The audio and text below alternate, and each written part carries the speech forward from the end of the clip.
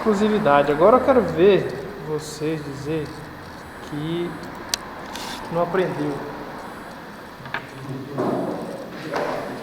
Aí eu quero ver agora.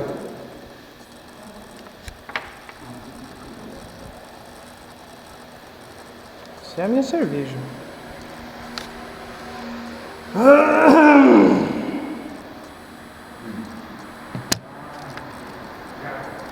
Tchash. Tá vendo, né? Coronavírus. Deixa eu só adicionar um negócio aqui.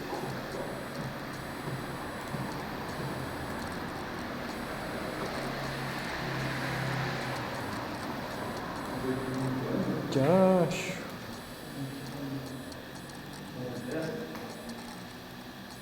Bom.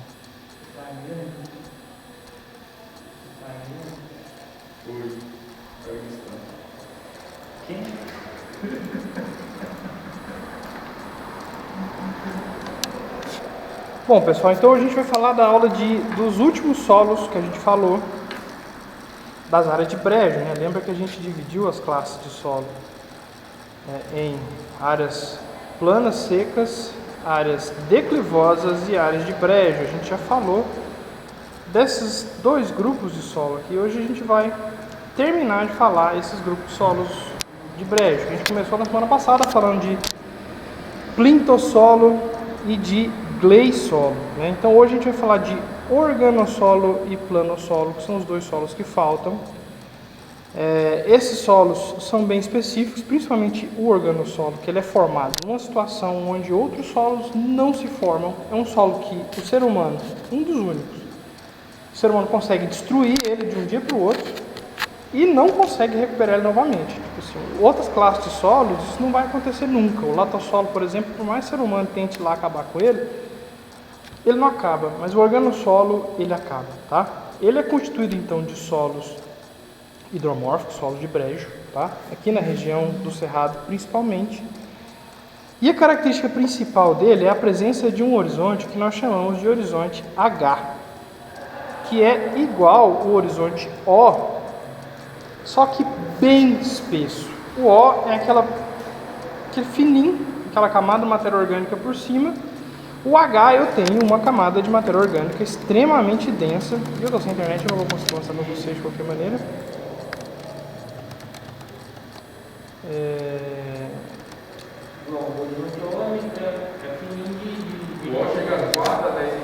Não, O às vezes nem isso. O é só essa matéria orgânica que tem por cima, né? Quando ele ultrapassa 20, 30 centímetros, a gente deixa de chamar ele de O e passa a chamar de H, H de ístico. Ele é um solo, então, ístico. Isso aqui, ó. Não tem como escrever. Isso. H-I-S-T-I-C-O. Ístico. Ele é chamado de criossols em algumas situações. Então ele é um solo inundado e a característica principal dele é esse acúmulo de matéria orgânica. A matéria orgânica, aqui na região do Cerrado, na região de calor, ela é um fenômeno que, para ser acumulado, ela depende de algumas situações muito específicas. Porque se a gente deixar um solo aqui, nessa temperatura que a gente tem, nessa umidade que a gente tem, a matéria orgânica ela se queima em alguns dias. Então, por mais que eu coloque muita matéria orgânica no solo de cerrado, ela vai ser decomposta em alguns dias e vai sumir. Quando eu consigo manter muito em cerrado, é 4%, 5%. Né? Não 100% de um horizonte, que é uma camada de 30, 40 centímetros. O que eu preciso fazer para acumular?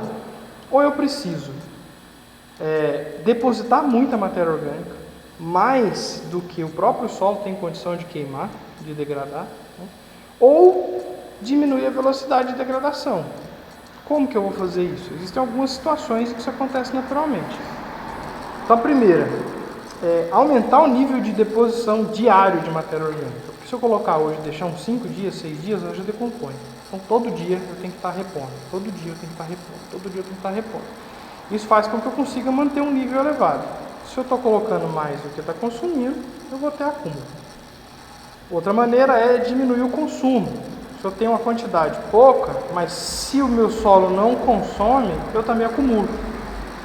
Dos dois situações, eu estou colocando mais do que eu estou consumindo, ou aumentando a deposição ou diminuindo o consumo. Quando acontecem os dois fenômenos ao mesmo tempo, o aumento da deposição e a diminuição do consumo, eu tenho essas deposições exageradas de solo, né? O que seria essa deposição de matéria orgânica exagerada? Em algumas situações de bosque, de cerrado, por exemplo, cerradão, eu tenho muita árvore, eu tenho folha caindo todo dia. Folha está caindo, está depositando, está decompondo, está caindo, e eu consigo manter então uma deposição constante e diária. Então, a primeira condição que eu tenho que ter é uma vegetação vigorosa. Não é só capim, eu preciso de árvores, eu preciso de um bosque, né? E a segunda situação, diminuição da atividade microbiana. Eu preciso diminuir o consumo. Quem consome matéria orgânica? Os micro-organismos, bactérias e fungos. Eles trabalham excelentes na faixa ali de 35, 30 graus, que é a região que a gente tem. Não tem condição de esfriar mais. Em locais de clima temperado ou de altitudes elevadas, eu tenho uma temperatura mais baixa. Com isso, minha atividade microbiana é quase zero, porque é como se fosse uma comida que eu ponho na geladeira. Eu diminuo a atividade microbiana. Barulheira, gente. Eu diminuo a atividade microbiana. Não pode fechar. Deixar o vento correr, porque senão eu jogo corona em vocês. De jeito. Então, um lugar frio, minha atividade microbiana diminui e eu vou ter um aumento de acúmulo de matéria orgânica, que são os criossolos. Você falou que pegou esse organossolo nas outras classes, um deles é o criossolo, crio de gelo mesmo, criogenia. Então, nessas regiões frias, eu tenho também acúmulo de matéria orgânica. Não aparece só o caminho.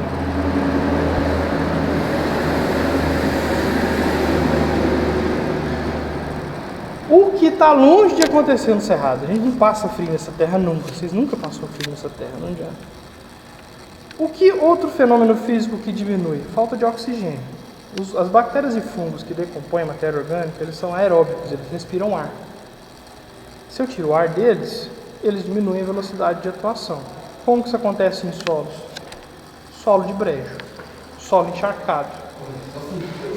Só os dois. Fala disso. Se o solo está cheio d'água, eu não tenho oxigênio, minhas bactérias e fungos vão trabalhar menos. Se eu somar isso com a minha deposição de matéria orgânica do bosque, eu vou ter um ambiente perfeito para a formação desses solos que a gente está vendo. Esses são os organossolos. Olha aqui, isso aqui tudo é horizonte O, depois seguido do A, depois seguido do B, aqui também, ó, O. Que aqui deve ser um C seguido do R também. Então é um horizonte extremamente rico em matéria orgânica, tá? Aqui nessa região, muito provavelmente é por causa da altitude, lá no Chapada dos Veadeiros, então é mais alto, é mais frio, né? Então são solos extremamente orgânicos e isso passa uma falsa ideia de que esses solos são bons. Quando a gente fala que esse solo orgânico é ótimo, não é. Por quê? Eles são, primeiro, a condição física dele. É um solo que ou vai estar encharcado ou vai estar numa região de bosque. E eu vou ter que tirar o bosque para cultivar esse solo. Se eu tiro o bosque, eu paro de ter folha. Se eu paro de ter matéria orgânica, esse solo deixa de existir de um ano para o outro. Então esse solo precisa de constantemente deposição de matéria orgânica. E sem essa matéria orgânica, são solos ácidos, são solos inférteis, são solos ruins. Então, é um falso, o nome engana muito. Né? Não, ele é orgânico, só porque ele não é bom para a produção. Esse orgânico aqui passa essa falsa ideia de que o solo é bom, na verdade ele não é. Né? Por quê? O que mantém ele orgânico é todas as condições que me impedem também de produzir. Se eu tiro essas condições... Hã? Chega, ele é bem profundo. Né? Dos solos que eu tenho, dos organossolos que eu tenho, são esses aqui, ó. Eu tenho o organossolo tiomórfico, o organossolo fólico e o organossolo áprico.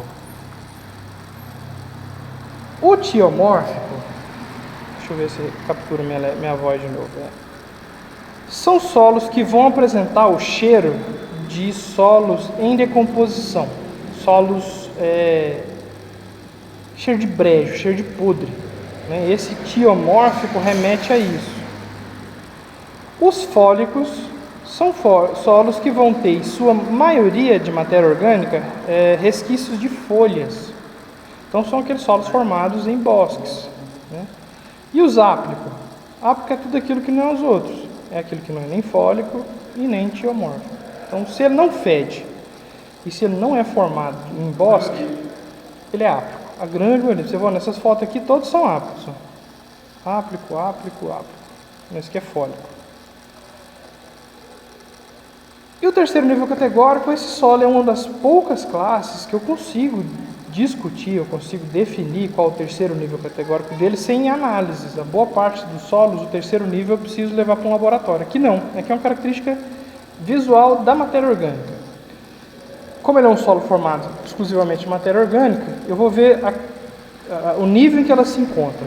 Aí eu tenho fíbricos, êmicos e sápricos. Se a matéria orgânica está muito no início, se eu consigo ver que ainda é folha, que é galho, que é raiz, eu chamo ela de fíbrico, porque ela vai estar num estado fibroso. Então seria, por exemplo, um organossolo fólico fíbrico, ou um organossolo tiomórfico fíbrico. Se a matéria orgânica está toda decomposta, como nessa foto aqui, ó, eu já não estou vendo nada, é um solo preto, né? Ela já está totalmente decomposta, então ela está no estado sáprico. Então, se ela está desse jeito aqui, ela está até sáprico o nome, né?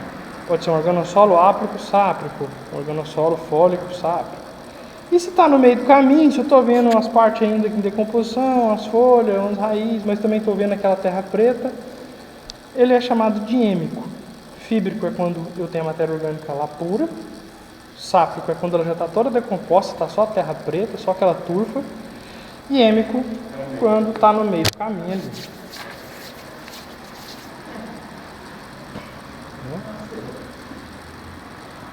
A tabelinha da prova, né? Uso agrícola. Esse solo ele tem péssimo uso agrícola. Não é indicado para uso agrícola. Por quê? Se ele precisa de água para formar, ele vai estar em área de nascente ou área de rio. Você não pode mexer nessas áreas porque é APP, área de preservação permanente. Se ele é um solo que está ali por conta do excesso de folha, por causa de bosque, eu não posso também derrubar um bosque para plantar ele, tá? Não existem desses solos artificiais. Eu vou plantar um monte de árvore, essas árvores vão começar... árvore para extrativismo, árvore para tirar madeira. Não, porque esse processo de formação ele é demoradíssimo. Eu tenho uma floresta, essa floresta vai começar a derrubar folha, daí 40, 50, 100 anos é que o solo vai virar um organossolo. E eu não vou esperar esse tempo todo para colher madeira que eu plantei. Então é um solo que eu não consigo formar, e se ele está formado eu não devo mexer. A sorte é que ele não é um solo muito abrangente, ele é um solo que tem manchas muito pequenas, né? Tipo assim, é só ali em volta do rio, na área de nascente. A gente vai ver isso na próxima aula prática que a gente for, que vai ser uma visita técnica na área do assentamento Vitória. A gente vai num bosque, vai numas nascentes, numas cavernas ali. Não sei. Acho que não, porque no sábado passado eu dei aula de solos, agora eu vou dar aula de microbiologia. Muito provavelmente será no próximo. Tá? Localização geográfica. Esse sim, ele só vai acontecer na área de brejo. E ele tem uma característica do tipo de vegetação, que é bosque. Ele não vai acontecer em outras regiões. Ou se acontecer é por conta de uma situação muito atípica. Tá? Profundidade desse solo. Esse solo pode ser profundo. Tá? Se eu for somar horizonte H, seguido do A, seguido talvez de um E, de um B, ele pode chegar em uns 2 metros. Tá? Então é um solo que pode ser profundo, sim. Fertilidade desse solo é péssima, viu, gente? Ele tem muita matéria orgânica, mas só isso. Ele é um solo ácido, é um solo mal drenado, a gente já pode falar de física e química tudo junto, né? São solos mal drenados, encharcados, são solos de acesso difícil, porque vão estar no meio de bosque, vão estar perto de rio. São solos complicados de se mexer. Sempre tem um corno para tirar o Olha aí, Gilson, você vendeu ela. Não, o menino pegou aniversário aqui. E aí ele tá dando grau na sua moto. Não, ele foi na casa da namorada. Claro que foi, aham. Qual das duas? Deixa eu ver. Olha só. Nossa senhora, eu vou dizer, por que você arrancou o escapamento da sua moto? É pra avisar na hora que tá chegando, né? É, avisar o sócio. Não, tá certo, tá certo. Porque tem coisa que o coração da gente não precisa passar, não.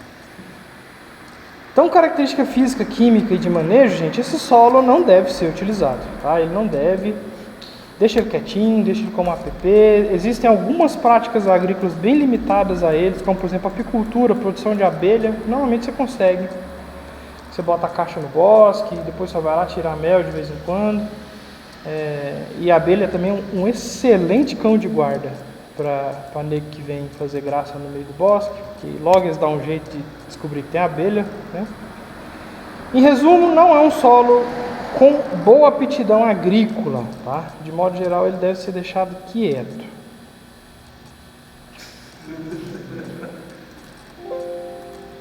Deixa aí. Pode.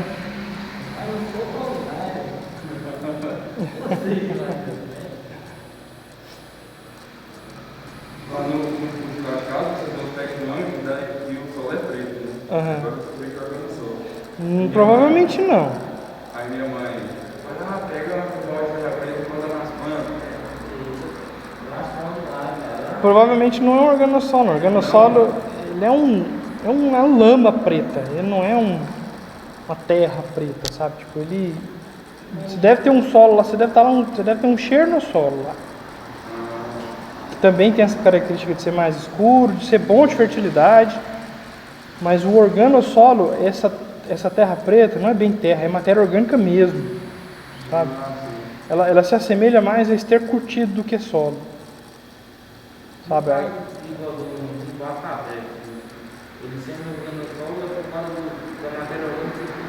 Não vai ter, ele não vai existir num pasto aberto, sabe?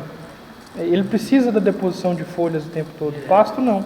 Aí meu pai está namorando bem que se afunde em pé, com vários vezes de folha. Isso é organossolo. Então ele não. No pasto aberto não vai surgir, não vai existir. Hã?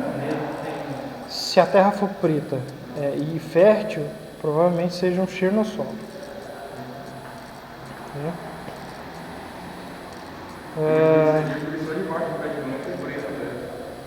Como é que é? É só embaixo do pé de mangue que a terra é preta. Interessante. Porque pé de manga ele não deixa cair tanta folha assim, né? Tipo, não cobre o chão. Daí tem a época do ano que ele faz isso, né? Mas não o ano inteiro. Bom, para finalizar então a gente vai falar dos planossolos. São solos também de brejo, tá? E esse solo ele tem uma característica interessante. No que é o horizonte biplânico, definição. Solo constituído de material mineral com horizonte A ou E, seguido do biplânico. O biplânico, deixa eu achar a definição dele aqui.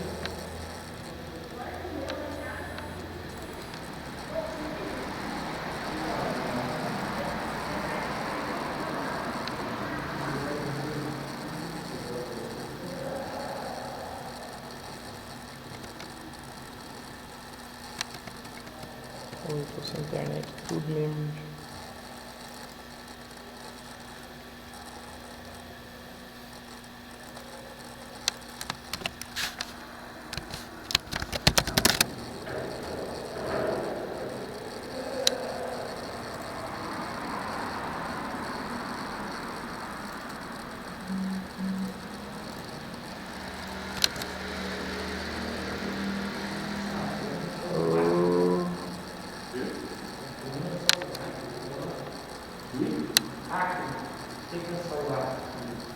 O que é um solo ácido?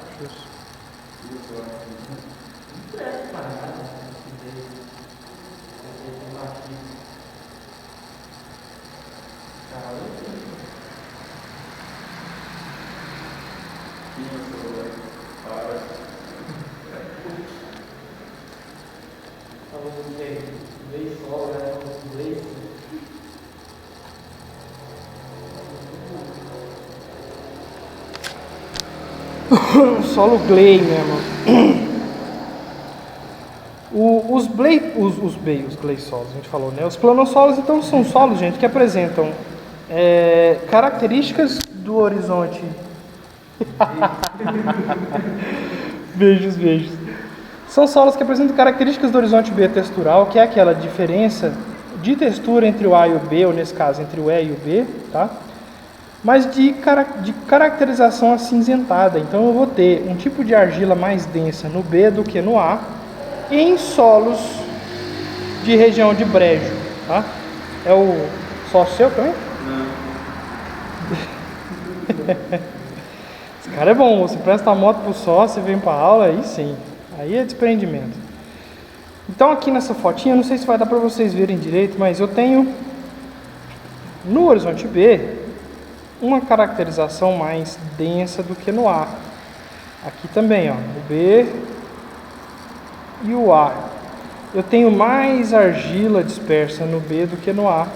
Isso se dá por conta do processo de aquela mistura de fração, de podisolização e hidromorfismo. Então esse solo poderia acontecer aqui no fim do declive e no início da área de brejo, né? Porque eu vou ter o processo predominante das duas áreas.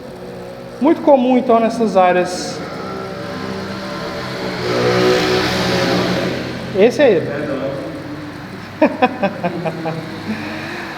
Aqui na região do semiárido, na região do Pantanal brasileiro. Ele tem só dois tipos, né? Eu tenho nátrico e áplico. Nátricos são solos que apresentam características salinas, então eles vão acontecer mais próximos da região ali do litoral, das praias, né? E áplico é tudo aquilo que não for nátrico. Se ele não é nátrico, ele é áplico. Aí eu tenho carbonático, nátrico e órtico. Carbonático é se o material de origem dele for carbonato de cálcio. Nátrico é se ele tiver aquela condição salina. E órtico se ele não for nenhum dos dois, nem carbonático, nem nátrico.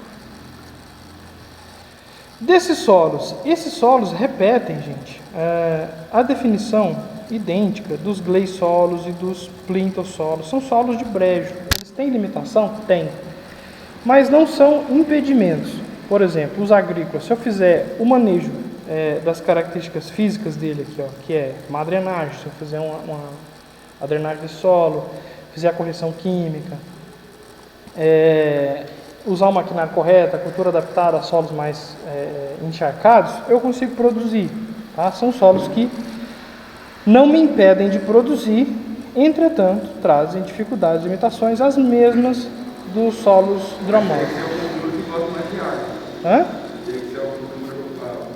Depende, se eu fizer a drenagem do solo e a drenagem for efetiva, porque tem solo que tem tanta água que não adianta fazer drenagem, ele vai continuar encharcado. A drenagem eu faço uma vala no solo e a água vai para lá, né?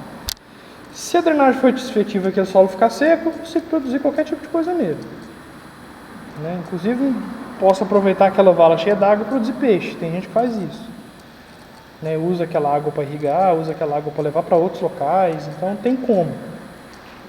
É um manejo, você vai transformar esse solo, porque o que fez aquele solo foi aquele excesso d'água, né? Mas ele não é impeditivo, né? Eu consigo produzir. Tem limitações? Tem solos melhores? Inúmeros. Não está nem entre os 5 melhores de solo, está entre os 5 piores, né? Produz, né? Localização geográfica dele, bora aí. Localização geográfica, solos lá de brejo, né? Fertilidade dele também pode variar entre boa ou ruim, isso vai depender do material de origem. Não há restrição do tipo de vegetação e o manejo a gente acabou dizendo aí.